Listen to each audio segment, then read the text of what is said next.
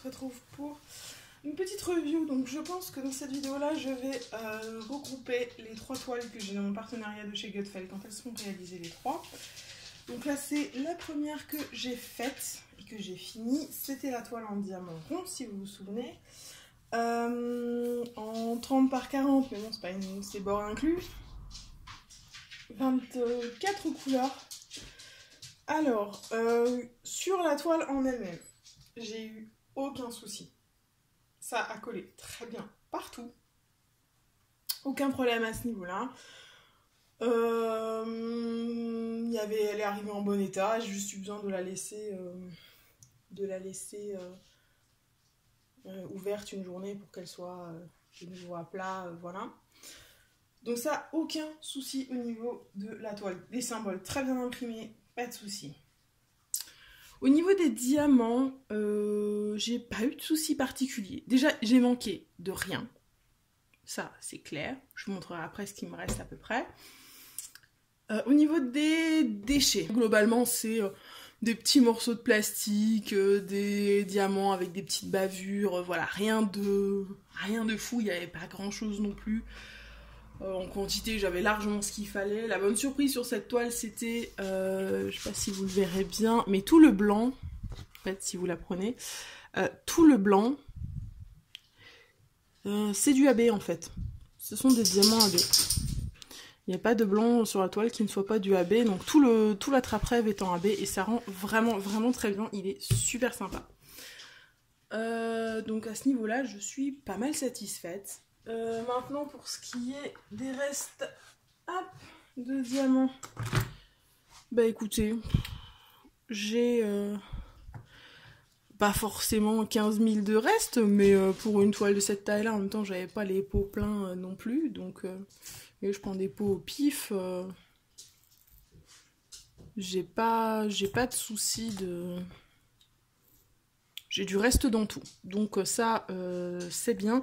J'ai les DMC aussi, donc ça c'est bien. Moi je les garde pas personnellement, mais je les donne à ma maman, les diamants ronds comme ça, parce qu'en rond je ne garde que les Diamond Art Club. Et que ça, c'est des diamants en acrylique, hein, pas en résine, donc moi je garde que les diamants résine. Voilà, au niveau du AB, hop, il m'en reste même pas mal, c'est en dessous où il m'en reste le plus. Donc ça c'est bien aussi, si vous n'avez pas de AB, voilà. Pour en réutiliser dans d'autres toiles, vous voyez. Ceux-là par contre je vais les garder, hein. Ouais, d'accord. Parce qu'avec le AB, le revêtement abré dessus, résine acrylique, on ne voit pas trop la différence. Donc ça je garde quand même. Voilà, donc au niveau de tout ça, c'était très bien. J'ai beaucoup aimé l'affaire, j'ai mis 4-5 jours, hein, parce que je suis en plein déménagement, donc j'avais pas autant de temps que d'habitude, donc je vais faire la petite semaine le soir pour me détendre. Après des journées d'encartonnage, encartonnage, je ne sais pas si ça se dit, mais on va dire que ça se dit. Donc voilà. Je suis satisfaite, franchement, je regrette pas. Il y aura le lien en description normalement, si j'y pense, et si c'est encore dispo le temps que je finisse les 3 toiles. Mais voilà. Je crois que j'ai tout dit sur cette petite toile. Je vous ai parlé des restes de diamants, des déchets. Oui, voilà. Écoutez, je vous ai tout dit.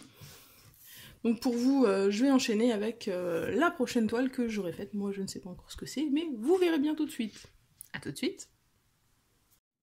Bonjour tout le monde. Alors, on se retrouve pour le deuxième segment de la vidéo des toiles terminées de chez Gutfeld. Donc je vous avais déjà tourné il y a un moment l'attrape-rêve et on se retrouve bien plus tard pour la suite. Donc on va commencer deuxième toile que j'avais finie, c'est celle en diamants spéciaux, celle du Cheshire. Donc bon, hein, on repassera sur le côté, ça ressemble à un Cheshire. S'il n'y avait pas les yeux et les dents, on saurait pas vraiment que c'en est un, mais bon, ça passe quand même.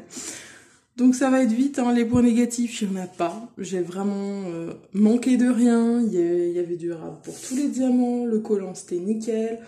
À placer, c'était nickel. Bon, comme toujours sur les diamants spéciaux, il y a des fois, notamment sur ceux en noir, enfin qui sont pas spéciaux justement, qui sont des diamants en noir, un genre de dépôt qui fait que la colle dure pas longtemps, mais c'est pas non plus un problème majeur. Voilà. Vous avez vu, hein, il y a des petites gouttes de l'enfer dessus.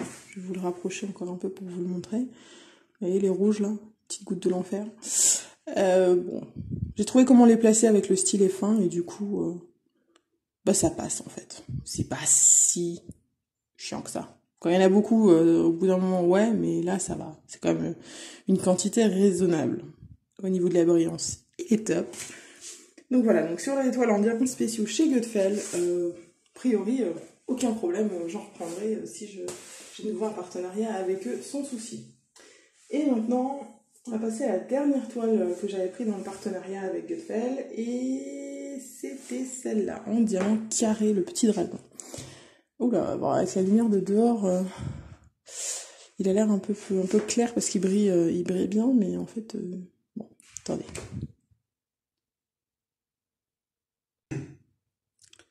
Voilà, j'ai fermé la fenêtre, du coup vous voyez mieux.